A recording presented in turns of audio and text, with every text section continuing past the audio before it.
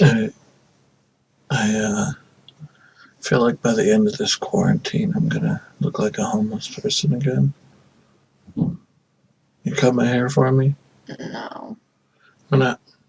Because I'm already grossed out enough by your beard. You trim my beard for me.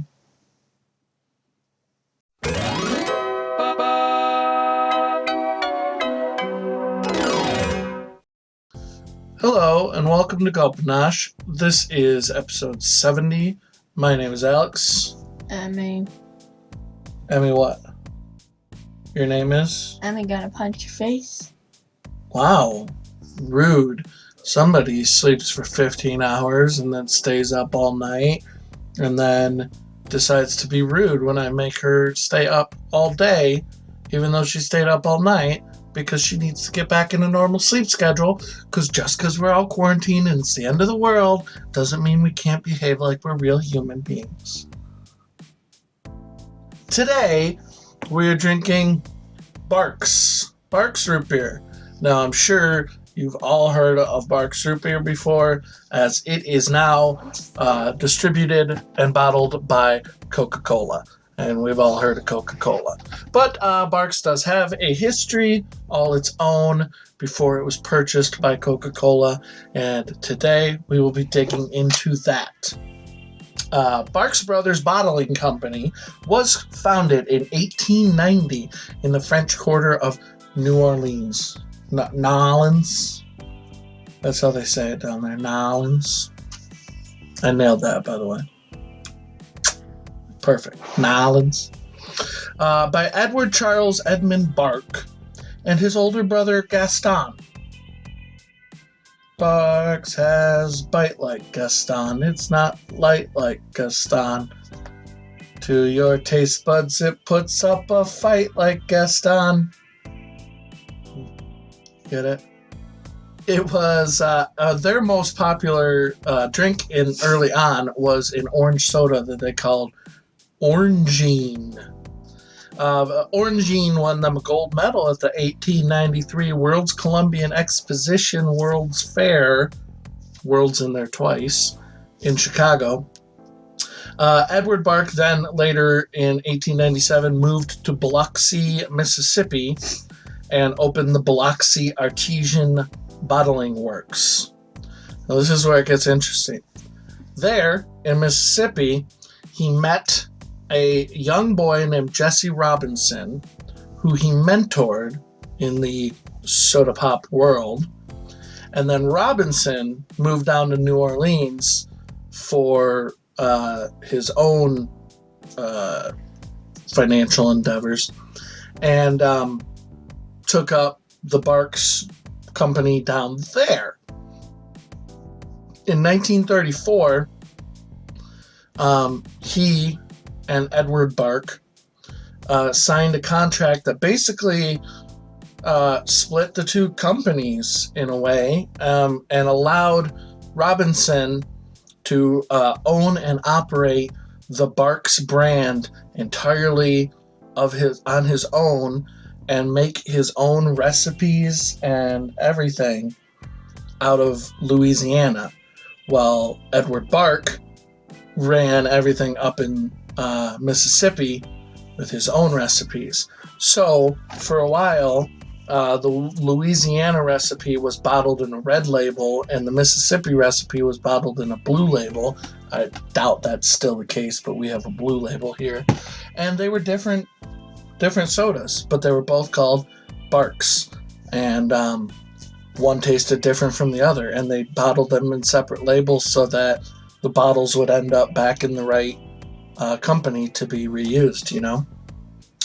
So it was almost like two different sodas, although they said very little differentiated in the recipes. The biggest flavor difference might be more from the water, but Robinson did run apparently a little bit different of a recipe, so who knows? For many decades, Barq's was not marketed as a root beer, and that was to avoid legal conflict with the Hires Root Beer Company, who were trying to trademark the term root beer. Do you imagine if they had succeeded in that? Obviously, they did not succeed in that, and very few people today probably even recognize the name Harder's Root Beer because, well, we haven't gotten into that history yet. I'm sure they probably went out of business in some way. In 1976, the third generation of Barq's family members inherited the Louisiana side. No, sorry, not the Mississippi side. And wouldn't you know it, this weird contract that divided the two companies was a huge hindrance because the third generation of Barq's wanted to market it nationally, the brand, and Robinson wasn't really into that, and his heirs still owned all of the Louisiana side. So there was a huge legal fight that went on for a long time, an extended period of time. It went all the way to the U.S. Supreme Court of Appeals, Fifth Circuit or something like that, and they eventually filed in favor of the Robinson side. So marketing Barq's nationally was kind of squashed at the moment. And eventually, all the Robinson heirs sold their side of the company to Coca-Cola. So Coca-Cola basically took over the entire brand. In 2000 was when they officially took over all of it. But I think they owned a portion of it before that. But now they own all of it, and they can market it in whatever way they want. So that's how Coca-Cola took over Barq's. But an interesting history until then. Uh-oh. Is it not twist off? I don't think it's twist off.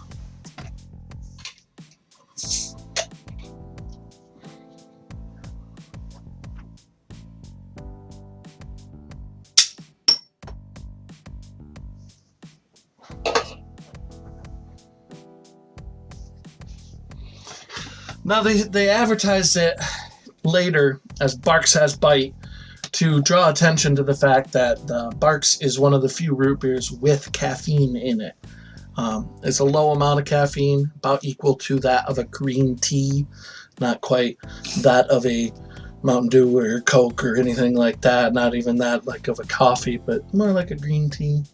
But also they do that whole big mouth feel. Is that what we talk about? Click on our video about reading draft and learn about smaller carbonation bubbles and how that makes a smoother soda versus a larger bubble that makes a very big carbonation blast. Barq's, over the years, I have numerous times gone cold turkey and stopped drinking pop entirely. And one time was about the longest. I went like 2.5 years or something like that. It was pretty long. And Barq's was the first one that I had afterwards, which was a mistake because that immediately gave me the hiccups with the carbonation amount in there. What do you think of Barq's compared to some other root beers we've had? You're just gonna be asleep, half asleep during the whole episode. Well, that was Barq's. You all know what Barq's tastes like. If you go out and buy yourself a bottle today, you can find out because it's everywhere.